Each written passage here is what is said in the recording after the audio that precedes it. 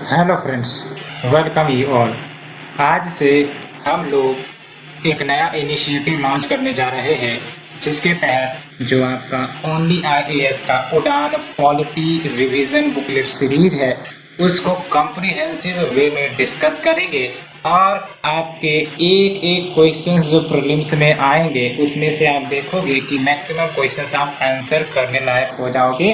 Because मैं यहाँ सिर्फ और सिर्फ फैक्चुअल बातें नहीं करूंगा, आपको कंसेप्ट भी समझाऊंगा कि आखिर जो टॉपिक बताई गई है, इसमें जो पॉइंट्स दिए गए उसका मतलब क्या होता है। क्योंकि बहुत सारे स्टूडेंट्स को पॉलिटी डिफिकल्ट लगती है। वो डिफिकल्ट इसलिए क्योंकि उसे समझा नहीं गया होता है। आप किसी भी टॉपिक को अच्छे से समझ ले हुए तो कहीं ना कहीं मैं गारंटी के साथ साथ वारंटी भी देता हूँ कि जो आपकी समस्याएं हैं, जो आपके डर है रिगार्डिंग द सब्जेक्ट, वो खत्म हो जाएगी। Because ultimately if you have the understanding, you will able to solve any questions of any type जो आपके यूपीएससी में पूछे जा सकते हैं, including the mains question as well. So आज से इस इनिशिएटिव को लिया जा रहा है, लेकिन एक बात मैं आपके साथ ये साफ साफ कर देना चाहता हूँ, because I have time constraint. So lecture आने में डिले हो सकता है, एक वीक में हो सकता है एक लेक्चर आए, but I will try my best कि ये जो लेक्चर सीरीज है वो कंटिन्यू रहे। जब जब मुझे टाइम मिलेगी मैं ये लेक्चर सीरीज बना दूंगा और काफ़ी अच्छे से कॉम्प्रिहेंसिव वे में इस पर डिस्कशन भी होगी। सो इसे डिस्कस करने से पहले एक थॉट या विचार कह लो, उसे बोलना चाहूँगा। और मुझे काफ़ी अच्छी लगी थी, मैं पढ़ रहा था, मुझे भी किसी ने भेजा था तो काफ़ी ज़्यादा इंटरेस्टिंग लगा, तो मुझे लगा कि कहीं ना कहीं आपके साथ वो शेयर करना चाहिए। So what is the quote, अच्छे से समझो, इसे अपने दिल में उतार लो, क्योंकि काफ़ी ज़्यादा मज़ेदार कोट है। देख लो। जीतूंगा मैं यह खुद से वादा करो, जितना सोचते हो कोशिशें उससे ज्यादा करो, तकदीर भी रूठे पर हिम्मत ना टूटे, मजबूत इतना अपना इरादा करो। काफी ज्यादा डीप मैसेज ये थॉट आपको देता है, और कहीं ना कहीं इसे आप जहन में उतार लो। और जब भी डिमोटिवेट हो, इस विचार को हमेशा याद रखना, because this thought will give you excessive energy to spend time good when you are feeling low. So hope you will like it, and हाँ, अगर आपको लेक्चर सीरीज पसंद आ रही हो तो प्लीज लाइक शेयर सब्सक्राइब जरूर करना, और हमारे चैनल को स्प्रेड करो अपने फ्रेंड के साथ, सो दैट हम आगे मोटिवेट होके वीडियोस बनाते रहे और आपके जो डिमांड है उसे फुलफिल करें। तो सबसे पहली बात तो हमेशा याद रखना, ये जो मैं टॉपिक डिस्कस करूंगा मैं इस क्रोनोलॉजी में नहीं लूंगा, इसका एक लॉजिक है। इट इज ऑल बिकॉज जब आप इस क्रोनोलॉजी में पढ़ोगे, आपने भी एक्सपीरियंस किया होगा, जब आप एम लक्ष्मीकांत के टेक्स्ट बुक पढ़े होगे तो सबसे पहले आपका यही चैप्टर नजर आएगा, मेकिंग ऑफ द कॉन्स्टिट्यूशन।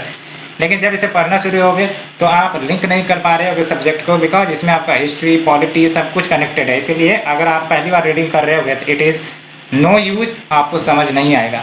इसीलिए आप इसे इग्नोर करना। शुरुआत में जब भी आप कोई फर्स्ट रीडिंग दे रहे हो एम लक्ष्मीकांत की या फिर इसी बुकलेट की, मैं यहाँ से शुरू करूंगा पार्ट 3 से, प्रियम्बल से, और यहाँ से मैं आगे बढ़ूंगा। और अल्टीमेटली जब 2-3 टॉपिक अच्छे से हो जाएंगे तब मैं वापस मेकिंग ऑफ द कॉन्स्टिट्यूशन के पास आऊंगा। और साइलेंट फीचर जो इंडियन कॉन्स्टिट्यूशन के हैं वो तो आप ऑलरेडी समझ जाओगे जब आगे के फर्दर लेक्चर, जैसे यूटीज की बात करूंगा, सिटीजनशिप की बात करूंगा, fundamental rights, it is one of the silent feature of Indian constitution, DPSP fundamental duty, है ना। तो ये सब हम ऑलरेडी डिस्कस कर चुके होंगे, तब लौट के आएंगे तब आप बताना कि क्या आपको साइलेंट फीचर इंडियन कॉन्स्टिट्यूशन का पता है या नहीं है ना। तो अच्छे से आपको डिस्कस करी जाएंगी, एंड आपको जो भी डाउट होंगी यहाँ मैं सोल्व करने का प्रयास करूंगा। और कहीं ना कहीं आप फिर प्रीलिम्स के क्वेश्चंस उठा के देख लेना, you will solve like that. ये आपका मूड ऐसा है, अगर पॉलिटी को देखकर तो आपका मूड ऐसा हो जाएगा। So let's move to our discussion. हम प्रियम्बल से शुरू करेंगे बेसिकली। तो let's say talk about preamble. तो जब हम प्रियम्बल की बात करते हैं, प्रियम्बल का मतलब क्या होता है, इसका आप बेसिक एग्जांपल समझो। जब आप कोई टेक्स्ट बुक खरीदते हो तो उस टेक्स्ट बुक के जब शुरुआती पेज को पढ़ते हो तो उसमें उस बुक से रिलेटेड सारी जानकारियां देती है। भले ही आपने अगर उस पूरे बुक को नहीं पढ़ा होगा, लेकिन अगर आपने उस एक पेज को पढ़ लिया तो इसका मतलब आपको कहीं ना कहीं अंदर की कुछ बातें पता चल जाएगी कि इस बुक में लिखा क्या गया है, किस टॉपिक को डेडिकेटेड है, क्या कैरेक्टरिस्टिक फीचर है, ये सब बातें आपको पता चलने लगेगी। सो हमारा जब संविधान बन गया, संविधान बनने के बाद उसमें जो भी फीचर्स है वो ऐड कर दिए गए। अब भाई साहब इतनी मोटी पुस्तक या कॉन्स्टिट्यूशनल बुक का हो, इसे अब कोई व्यक्ति पढ़ना चाहे तो पढ़ने में ही दिक्कतें आ जाए। अब कोई बिना पढ़े उसको समझना है कि आखिरकार इस संविधान में क्या क्या ऐसे फीचर्स दिए गए हैं जो कहीं ना कहीं सिटीजन्स जो है वो इंजॉय करते हैं। तो इसी को समझाने के लिए एक शॉर्ट और क्रिस्पी वे में प्रियम्बल को डाल दिया गया है ना। प्रियम्बल यानी कि सिंपली कहो कि जो भी आपके संविधान में फीचर्स लिखे गए हैं, प्रोविजंस लिखे गए हैं, उसकी समरी बनाकर आपको प्रियम्बल में डाल दिया गया, सो दैट कोई भी व्यक्ति पढ़े तो कॉन्स्टिट्यूशन अगर पूरा ना भी पढ़े तो उस प्रीफेस को पढ़कर वो अंदाजा लगा दे कि आखिरकार इसके अंदर क्या क्या कैरेक्टरिस्टिक फीचर डाले गए होंगे, क्या क्या सिटीजन्स को राइट्स दिए गए होंगे, और किस प्रकार का हमारा स्टेट है, किस प्रकार का हमारा जो सोसाइटी है, किस प्रकार की समाज हम चाहते हैं, है ना, रिलीजियस राइट्स क्या है, सब कुछ आपको कहीं ना कहीं थोड़े बहुत अंदाजा मिल जाएंगे। और अगर ये अंदाजा मिल गए तो कहीं ना कहीं हम कह सकते हैं कि जो कैरेक्टरिस्टिक फीचर्स है कॉन्स्टिट्यूशन की, उसको हम यहाँ से हाईलाइट भी कर सकते हैं। इसलिए प्रियम्बल को प्रीफेस भी कहा जाता है, इंट्रोडक्शन भी कहा जाता है of the Indian constitution, because ये शॉर्ट समरी के रूप में आपको वो सारे कैरेक्टरिस्टिक फीचर्स प्रदान कर देते हैं जो आपके ओवरऑल मोटे थिक बुक में होंगे। तो सबसे पहली बात प्रीलिम्स के लिए ये याद रखना कि ये जो हमारा प्रियम्बल का कंसेप्ट है, ये भारत ऐसा कोई पहला देश नहीं था जिसने प्रियम्बल का कंसेप्ट अपने संविधान में डाला था। तो वो पहला देश कौन था? अमेरिका। अमेरिका ने अपने अमेरिकन कॉन्स्टिट्यूशन में प्रियम्बल के कंसेप्ट को डाला and it was the first state जिसने प्रियम्बल के साथ अपने कॉन्स्टिट्यूशन को रखा। और अगर हम बात करें प्रियम्बल ऑफ इंडियन कॉन्स्टिट्यूशन की, तो ये आपका ऑब्जेक्टिव रेजोल्यूशन पर आधारित है। यानी कि ऑब्जेक्टिव रेजोल्यूशन आपको ही पता है पंडित जवाहरलाल नेहरू के द्वारा 14 दिसंबर 1946 को पेश किया गया था। और बेसिकली कहाँ पेश किया गया था? कॉन्स्टिट्यूएंट असेंबली में पेश किया गया था और इसे अनएनिमसली एक्सेप्ट कर लिया गया 22 जनवरी 1947 को in the same constituent assembly. और इस ऑब्जेक्टिव रेजोल्यूशन में कुछ बातें कही गई थी। फॉर एग्जांपल माइनॉरिटीज को लेकर बातें कही गई थी, जस्टिस को लेकर बातें कही गई थी। तो उसी से जुड़े जो आपके फीचर्स है वो प्रियम्बल में भी देखने को मिलते हैं और भी कुछ प्रियम्बल में ऐड किया गया था, क्योंकि आपको पता है preamble was the last thing जो ऐड करी गई थी संविधान में। जब संविधान बन के तैयार हो गया था तब प्रियम्बल को ऐड किया गया था, तभी तो पता चलेगा कि आखिरकार मैंने इस कॉन्स्टिट्यूशन में डाले क्या है। जब तक आप प्रोडक्ट बनाओगे नहीं तो उस प्रोडक्ट के सर्टेन फीचर्स को कैसे हाईलाइट करोगे शॉर्ट समरी में। दैट्स व्हाई प्रियम्बल को लास्ट में बेसिकली तैयार कर डाला गया एंड अल्टीमेटली ये आपका ऑब्जेक्टिव रेजोल्यूशन से प्रभावित था। तो दो क्वेश्चन यहाँ पूछे जा सकते हैं। ऑब्जेक्टिव रेजोल्यूशन किसके द्वारा मूव किया गया था? पंडित जवाहरलाल नेहरू के द्वारा। और एक आपका डेट जो कि आपका 13 दिसंबर 1946 एंड एडॉप्ट करा गया था कब? तो आपका 22 जनवरी 1947। तो ये 3 डेट याद रखना। और अगर हम फर्दर डिटेल्स की बात करें तो सबसे पहले हम बात कर लेते हैं प्रियम्बल में लिखा क्या गया है। आप भी पढ़ना मेरे साथ। We the people of India having solemnly resolved to constitute India into sovereign, ये स्टेटमेंट याद करते जाओ, into sovereign socialist secular democratic republic। ये 5 टर्म जो दिए गए हैं ना, sovereign socialist secular democratic republic, ये टर्म आपको याद रहने चाहिए। And to secure to all its citizen, क्या सिक्योर करने की बात करी जा रही है? देख लो, जस्टिस। जस्टिस में भी क्या? Social justice, economic justice, political justice. तो तीनों जस्टिस इंश्योर करी जाएंगी, सोशल, इकोनॉमिक, पॉलिटिकल। लिबर्टी की भी बात करी गई, लिबर्टी को भी सिक्योर किया जाएगा। क्या? लिबर्टी ऑफ थॉट, आपके विचार करने की आज़ादी, लिबर्टी ऑफ एक्सप्रेशन, आपको कोई भी चीज़ एक्सप्रेस करनी है उसकी आज़ादी, लिबर्टी ऑफ बिलीफ, आप क्या सोचते हो उसकी आज़ादी, लिबर्टी ऑफ फेथ, आपको जो कुछ में भी विश्वास रखना है, गॉड में रखना है रखो, नहीं रखना है नहीं रखो, इसमें भी आज़ादी। एंड लिबर्टी ऑफ वर्शिप, यानी कि आप किस वे में पूजा करते हो, किस तरीके से पूजा करते हो, इसमें भी आपको आज़ादी दी गई है। ये है आपका लिबर्टी का कंसेप्ट। एंड इक्वलिटी, इक्वलिटी में क्या बातें करी गई है, बराबर का अधिकार in terms of status and opportunity, कोई व्यक्ति बड़ा या छोटा नहीं होगा स्टेटस के नाम पर, या फिर अपॉर्चुनिटीज में भी कोई कमी नहीं दी जाएंगी आपके किसी भी पब्लिक एम्प्लॉयमेंट में। तो ये आपका equality of status and of opportunity आती है।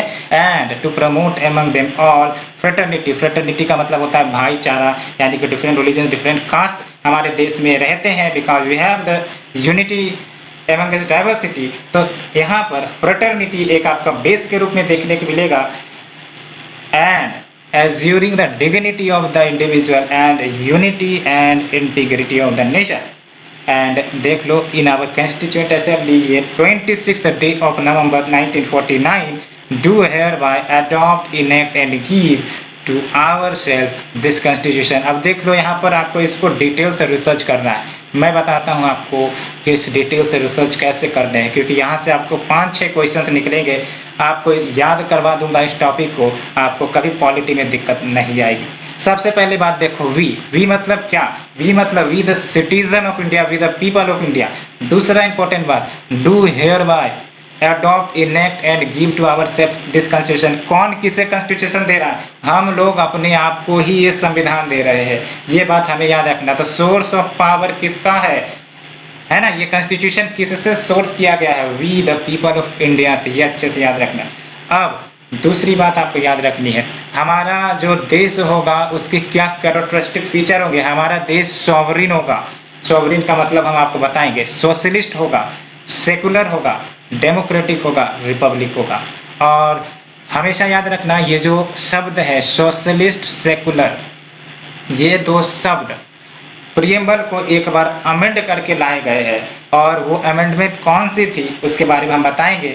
वो अमेंडमेंट बेसिकली आपका 42nd अमेंडमेंट एक्ट 1976, जब इंदिरा गांधी की सरकार थी, तो ये अमेंडमेंट आपका प्रियम्बल में एक ही बार, उसके बाद से कभी अमेंडमेंट नहीं हुआ है, 3 टर्म ऐड किए गए थे। आपको ये 3 टर्म हमेशा याद रखने, कौन कौन सा, सोशलिस्ट, सेकुलर और यहाँ पर आपकी इंटीग्रिटी, ये 3 शब्द ऐड किए गए थे प्रियम्बल में आपके 42nd अमेंडमेंट 1976 में। आगे चलते हैं, और क्या क्या बातें कही गई है, और क्या क्वेश्चंस के रूप में पूछे जा सकते हैं। यहाँ देखो इस स्टेटमेंट को देखो, अडॉप्ट, इनेक्ट, ये 2 टर्म आपको हमेशा याद रखने।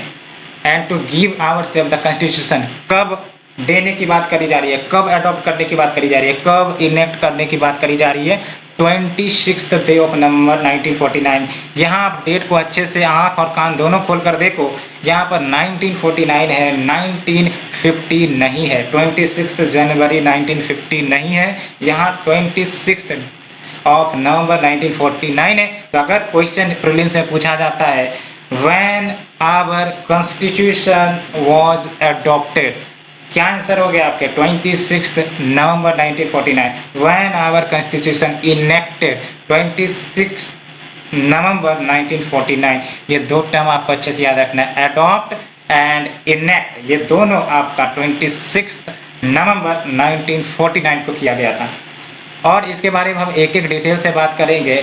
सोशल, इकोनॉमिक, पॉलिटिकल जस्टिस का क्या मतलब होता है, liberty of thought, expression, belief और फेथ, वर्शिप का क्या मतलब होता है। दूसरा इंपॉर्टेंट बात याद रखना कि जो लिबर्टी की बात करी गई है इसमें 5 टर्म्स हैं, thought, expression, belief, faith, worship, इसे भी याद होना चाहिए क्योंकि यहाँ पर भी ऑप्शंस के रूप में आपको दिए जा सकते हैं। तीसरा इंपॉर्टेंट बात, इक्वलिटी की बात करी जा रही है, लेकिन कौन सी इक्वलिटी यहाँ पर आपको देखने को मिल रहा है, स्टेटस एंड ऑफ अपॉर्चुनिटी, है ना, ये 2 टर्म की यहाँ पर बात करी जा रही है। तो इसको एकदम चीर फाड़ कर इतने अच्छे से समझ लो कि दोबारा अगर इसे पढ़ना चाहो तो इसे पढ़ने में कोई परेशानी ना आए। तो हमने अभी तक आपको 2-3 बातें बताई है, जिसमें पहली बातें क्या है कि सोर्स ऑफ पावर किसका है, पीपल ऑफ इंडिया का। दूसरा इंपॉर्टेंट है 42nd अमेंडमेंट एक्ट जब किया गया था तो कौन से 3 टर्म आए थे, तो it was socialist, secular and आपका इंटीग्रिटी। तीसरा इंपॉर्टेंट बात, लिबर्टी में क्या 5 बातें कही गई है, thought, expression, belief, faith, worship. And equality में क्या बातें करी गई है, status and of opportunity. And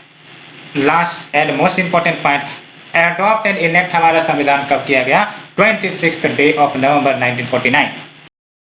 तो जैसा कि मैंने बात किया कि प्रियम्बल को ओनली वंस अमेंड किया गया है, वो भी आपका 42nd अमेंडमेंट एक्ट 1976 में, और 3 शब्द इसमें इनकॉर्पोरेट किए गए थे। वो 3 शब्द वो आपके सोशलिस्ट, सेकुलर एंड इंटीग्रिटी है। एंड ये जो प्रियम्बल है वो basic philosophy and fundamental values को बखान करता है। इसमें आपका पॉलिटिकल, मोरल, रिलीजियस फीचर्स जो दिए गए हैं, जो हमारे वैल्यूज रहे हमारे कल्चर के, उसकी ये बखान करता है। हमारा संविधान जिस फिलोसफी पर बेस्ड है उस पर बखान करता है। फॉर एग्जांपल आप राइट टू इक्वलिटी में देख लोगे तो आपका इक्वलिटी वाला कंसेप्ट आ जाएगा। लिबर्टी यानी कि ये जो आपका फ्रीडम, राइट टू फ्रीडम, जिसमें आपको 6 फंडामेंटल राइट दिए गए, वो लिबर्टी में आ जाता है ना। तो कुछ इस वे में आपका कवर किया गया है। That's why it is called as summary और द एसेंस और द प्रीफेस और इंट्रोडक्शन ऑफ द कॉन्स्टिट्यूशन। तो होप इसके इंट्रोडक्शन में हमने कोई कमी नहीं छोड़ी हो, आपको अच्छे से ये कंसेप्ट समझ में आ रहा होगा। एंड ये बेसिकली जो प्रियम्बल है, इसमें ग्रैंड एंड नोबल विजन जो हमारे constituent assembly and constituent assembly के जो मेंबर्स रहे हैं उसका विजन ये रिफ्लेक्ट करता है। उनके ड्रीम, उनके एस्पिरेशंस को रिफ्लेक्ट करता है कि आखिरकार वो सोचते क्या थे, उनकी क्या विचार थे। अब इतने बड़े बड़े विचार, इतने बड़े बड़े भारी शब्द जो उस समय डाले गए हमारे संविधान में, जहां बहुत सारे देश ने इसके बारे में चर्चा भी नहीं किया होगा कि हमारे देश में सभी को लिबर्टी देना है, इक्वलिटी देना है। उस समय ये जो हमारे फ्रीडम जो फाइटर्स कह लो या फिर जो मेंबर्स कह लो, इन्होंने इन टर्म्स का बखान किया। और बखान ही नहीं किया, बाकायदे इन्होंने सिटीजन्स को राइट के रूप में भी दिए। तो ये रिफ्लेक्ट करता है उनका ड्रीम, उनके दूर की सोच और उनके एस्पिरेशन, जो आगे का फ्यूचर वो देखना चाहते थे भारत के लिए। और क्या हम उनके विचार पर खरे उतरे हैं, ये भी हमें सोचने की जरूरत है। आज के समय में इस प्रकार की जो समस्याएं आ रही है, we see inequality, we see basically discrimination, जो संविधान में तो अलाउड नहीं है बट कहीं ना कहीं देखने को आपको मिल जाते होंगे। तो हमें सवाल करना चाहिए कि क्या उनके विजन्स फुलफिल होने में कामयाब हुए? अगर नहीं तो who is responsible for that? Are we responsible? Yes, certain portion we are. And कैसे इसमें सुधार लाने चाहिए, इस पर भी विचार आपको जरूर करने चाहिए। एंड फिर देख लो प्रियम्बल, हमेशा याद रखना, preamble does not give power to the legislature nor prohibits the power on the legislature. ये स्टेटमेंट अच्छे से याद रखना। बार बार आप टेस्ट सीरीज सोल्व करोगे कान में आपको ये स्टेटमेंट आएंगे कि क्या प्रियम्बल सोर्स ऑफ पावर है? नहीं, प्रियम्बल कोई भी पावर नहीं दे रहा, ना ही कोई पावर स्टेट लेजिस्लेचर्स को रेस्ट्रिक्ट कर रहा या फिर सेंट्रल लेजिस्लेचर को रेस्ट्रिक्ट कर रहा।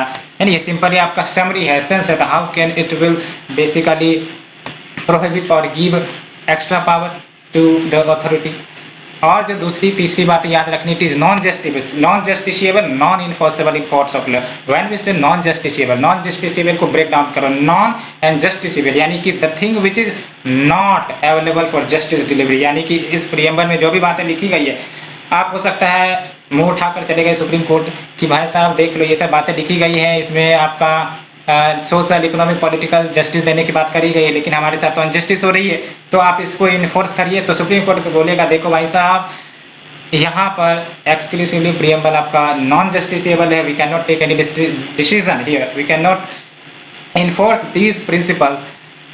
सो ये हो गई आपकी नॉन इन्फोर्सिबिलिटी, नॉन जस्टिसेबल, है ना, कि आप जस्टिस मांगने जाओगे इस फिलोसफी के ग्राउंड पर तो आपको नहीं दी जाएगी। हाँ, फंडामेंटल राइट्स का वायलेशन हो रहा है, वहाँ अगर कुछ हो रही है, इश्यू आ रही है, तो आप मुंह उठाकर जाओ तो आपको सुप्रीम कोर्ट मदद करेगा। बट प्रियम्बल में कुछ ऐसी बातें लिखी गई हैं जो कहीं ना कहीं स्टेट इन्फोर्स नहीं कर रहा है, तो आप नहीं जा सकते।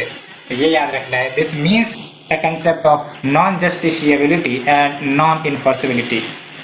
And preamble resembles the declaration of independence of the United State of America. ये स्टेटमेंट किसके द्वारा कही गई थी? एम हिदायतुल्लाह। ये स्टेटमेंट भी याद रखना है क्योंकि कभी कभी स्टेटमेंट बेस्ड क्वेश्चंस भी पूछ लिए जाते हैं कि ये स्टेटमेंट किसका है। तो एम हिदायतुल्लाह साहब ने क्या कहा था? ये जो प्रियम्बल है, ये बेसिकली जो इंडिपेंडेंस हुआ यूनाइटेड स्टेट्स ऑफ अमेरिका का, उसका डिक्लेरेशन ये रिजेंबल करता है। Preamble resemble the declaration of independence of USA. This statement was said by M Hidayatullah. And preamble को इलेक्ट करा गया कॉन्स्टिट्यूएंट असेंबली के द्वारा after the rest of the constitution already enacted to ensure its conformity with the constitution. मैंने आपको बताया जब ये समरी है तो समरी तो तभी बताई जाएगी ना जब आपने पूरे काम पहले कर लिए होंगे, और जब वो काम आपने पहले कर लिए तब जाके पता चलेगा हाँ हमने इस पुस्तक में ये काम किया, तो इसको आप समरी के रूप में लिख दोगे। तो हमेशा याद रखना ये क्वेश्चन के रूप में पूछे जाएंगे कि preamble enacted before the constituent assembly, नहीं, गलत हो जाएगा। Preamble was enacted by the constituent assembly after the rest of the constitution already enacted to ensure the conformity with the constitution. And देख लो, we the people of India emphasises that जो constitution है वो बनाई गई है Indian people के द्वारा एंड इंडियन पीपल के लिए, and it emphasises the concept of popular sovereignty. Sovereignty का मतलब क्या होगा?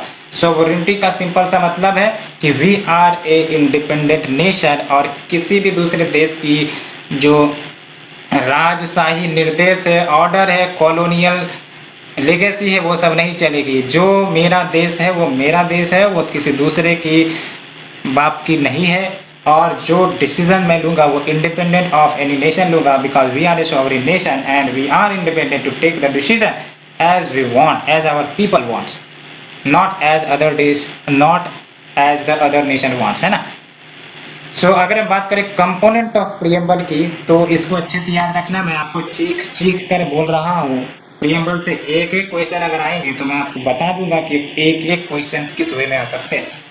तो पहली बात तो ये कि source of authority of the constitution. अब ये कॉन्स्टिट्यूशन जो बनाई गई जिसमें इतने अच्छे अच्छे प्रोविजन दिए गए, अब भाई साहब कॉन्स्टिट्यूशन की वैलिडिटी क्या है? वैलिडिटी होगी तभी तो कोई चीज इंप्लीमेंट होगी, किसी चीज को माना जाएगा। तो कॉन्स्टिट्यूशन बनाई गई तो ठीक बात है, अच्छी अच्छी बातें दी गई वो भी ठीक बात है, लेकिन हु वाज द अथॉरिटी जिन्होंने ये इजाजत दी कि भाई साहब आप कॉन्स्टिट्यूशन बनाइए? तो ये आपका सिंपली इस प्रियम्बल में ही लिखा है, we the people of India do hereby adopt enact and to give ourselves the constitution. तो इसका मतलब क्या है? To derive its authority from people of India, not the British government. याद रखना, derives it authority from people of India, हमेशा याद रखना। अब दूसरा कंपोनेंट, हमारा भारतीय स्टेट जो हम कल्पना कर रहे हैं इंडिया की, वो किस नेचर का होगा?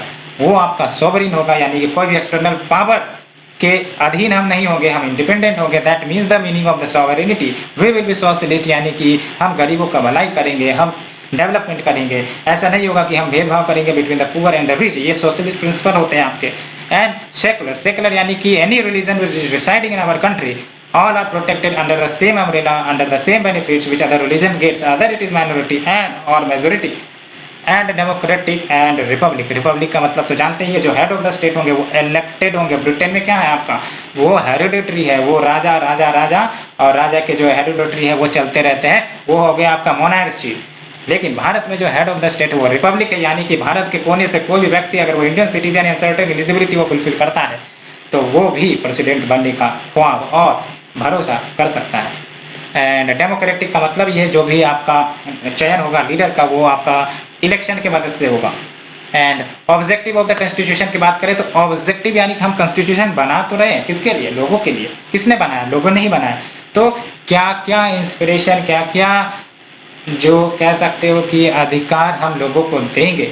तो देख लो, जस्टिस, न्याय, यानी कि ऐसा नहीं होगा कि कोई व्यक्ति के साथ हम भेदभाव करें on the ground of the race, caste, religion. ये आपको फंडामेंटल राइट में देखने को मिलेगा, लेकिन हम सिंपली जस्टिस के बारे में बात करें। जस्टिस तो तभी मिलेगी ना when there is equality between all the person. If there is inequality available, how can you ensure the justice?